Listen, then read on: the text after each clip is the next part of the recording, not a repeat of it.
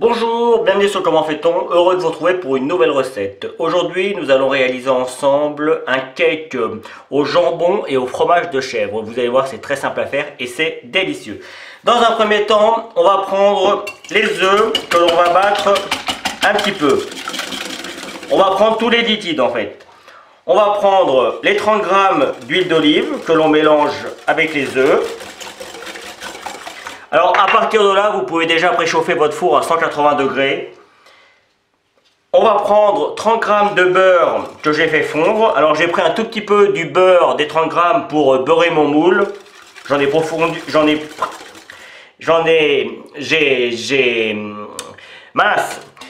profité, voilà, c'est celle du direct. Hein. J'en ai profité qu'il soit fondu pour beurrer mon moule. Donc hop. Je vais rajouter maintenant mes 150 ml de crème liquide entière. Alors on pourrait remplacer ça uniquement par du lait, hein, c'est-à-dire que vous pourriez mettre 200 ml de lait. Moi je mets de la crème liquide entière parce que je trouve que c'est un petit peu plus onctueux, c'est un petit peu plus riche, je trouve ça meilleur. Et évidemment j'ai mis également les 50 ml de lait.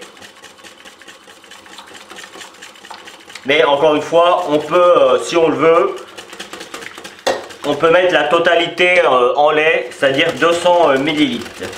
Et vous pouvez mettre du lait sans lactose si vous êtes intolérant ou si vous avez du mal à digérer le lait. Mais en général, quand on met du lait dans une préparation comme ça, il est plus facilement digérable.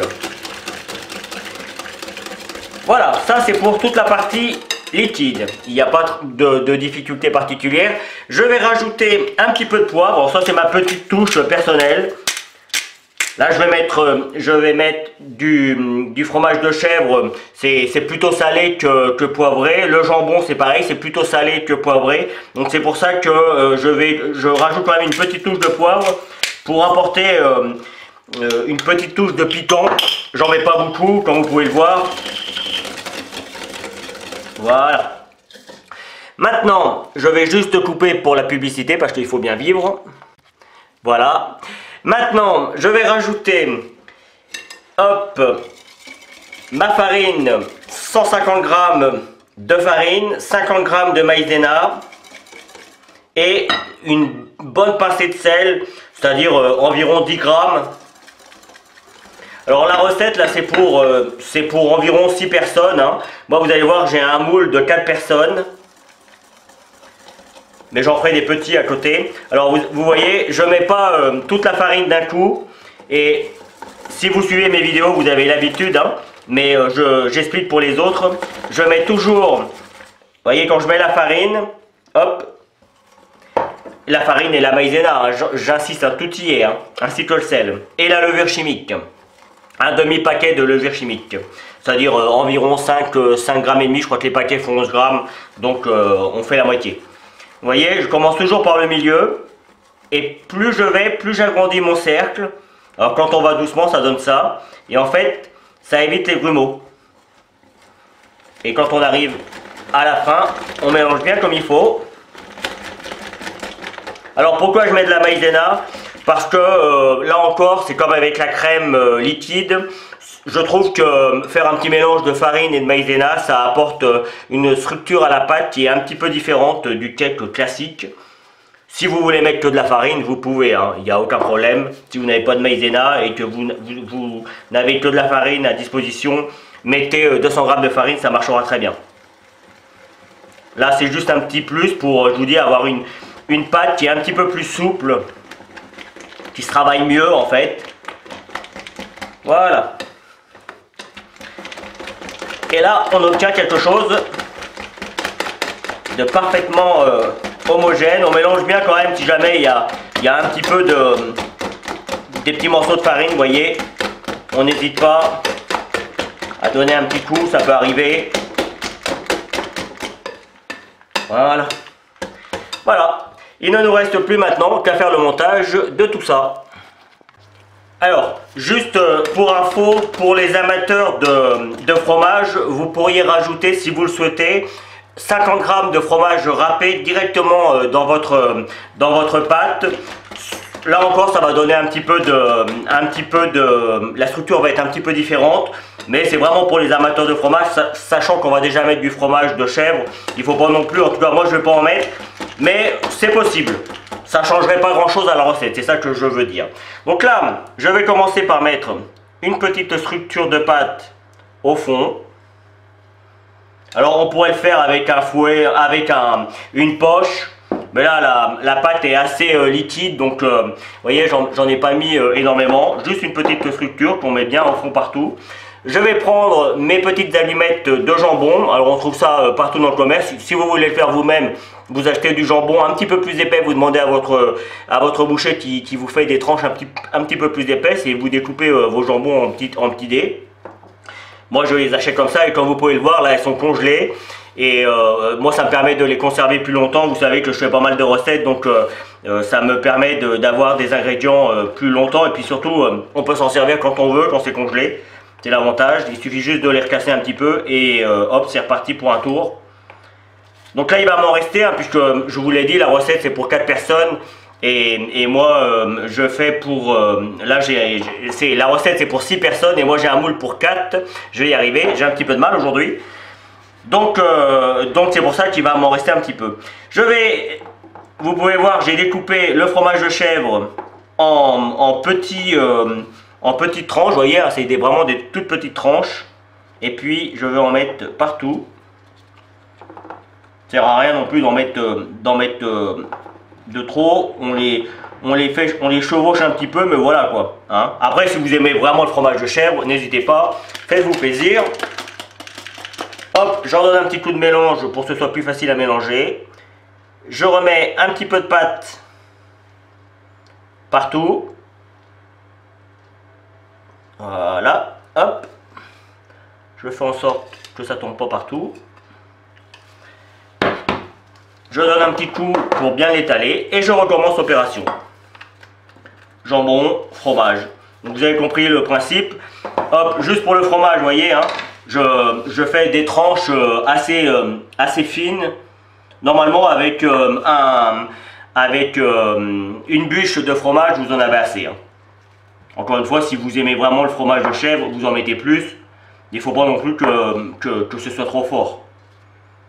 Et puis évidemment le fromage de chèvre vous le choisissez, hein. Il y en a des plus forts, il y en a des un peu moins forts.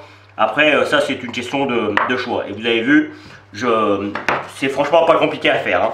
Donc là hop, j'en mets la couche de jambon. Alors évidemment, moi je fais comme ça parce que je dois avoir, quand je vais découper, je dois avoir les différentes couches. Mais évidemment, on pourrait aussi tout mélanger, découper le fromage en petits dés, les jambons en petits dés, tout mélanger dans la pâte, tout mettre directement dans le moule et ça marchera aussi très bien. Hein. Là c'est juste une question de présentation en fait. Hein. Et donc hop, je repars sur mon fromage de chèvre. Vous avez compris le principe. Je vais encore faire une petite rangée et ce sera suffisant. Donc 3 rangées sur un moule, il me semble qu'il fait 10 cm de haut. Donc voilà, après vous vous adaptez en fonction de ce que vous avez. Voilà, ma préparation est terminée. On n'a plus qu'à mettre tout ça au four. Four bien chaud à 180 degrés. Moi en règle générale je cuis pas mal de choses à 180 degrés, ça marche très bien, donc je m'embête pas. 180 degrés et il faut partir sur au moins 40 minutes. Hein. Après ça dépend des fours, je ne l'explique plus, mais tous les fours sont un petit peu différents, donc ça peut prendre un petit peu plus de temps, un petit peu moins de temps. 40 minutes pour une structure comme ça, je pense qu'il faut au moins ça. Je vous donnerai le temps exact, mais ça tournera aux alentours de 50-55 minutes. Hein. 40 minutes, c'est juste le moment où on commence à les voir commencer. Et vous allez voir, ça va grimper, hein, c'est normal, hein, ça va gonfler, c'est un cake. Donc parfois, ça a tendance à déborder un petit peu sur les côtés, mais normalement, ça reste bien, comment dire, ça fait une petite... un petit peu comme les madeleines, une petite bosse et c'est très joli. Donc je mets tout ça au four, vous voyez, il me reste que ça.